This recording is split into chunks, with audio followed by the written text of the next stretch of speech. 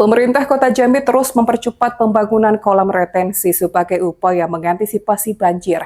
Proyek ini ditargetkan akan segera berjalan setelah proses pengadaan lahan rampung. Wali Kota Jambi, Maulana, menyebutkan proyek pembangunan kolam retensi saat ini terus dipercepat.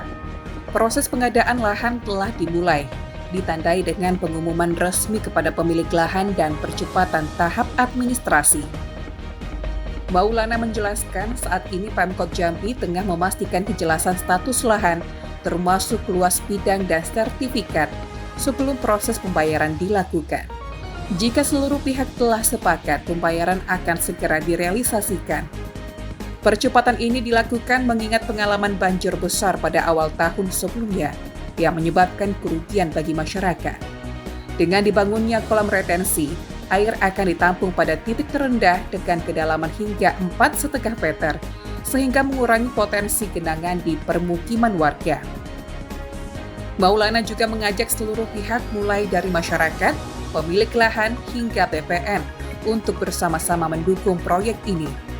Menurutnya, tidak ada pilihan lain selain melakukan percepatan agar risiko banjir tahunan dapat dikurangi. Pertama, seperti yang Bapak Ibu lihat di sana itu sudah ada pengumuman lahan yang sudah dilakukan kajian oleh tim percepatan pengadaan lahan. Sekarang sedang berproses, nanti insya Allah tanggal 17 kalau ada sanggahan-sanggahan, terutama yang sering masalah adalah daerah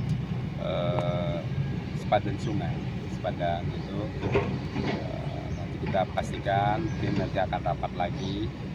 SHM-nya seberapa meter yang bisa dibayarkan, berapa yang tidak. Kemudian kalau semua sudah sepakat masyarakatnya, kita harus segera bayarkan ganti ruginya. Dan insya Allah akhir tahun ini kita sudah groundbreaking untuk mengejar percepatan. Karena kita tahu tahun lalu pengalaman bulan 1, 12, 1, 2 itu banjir besar.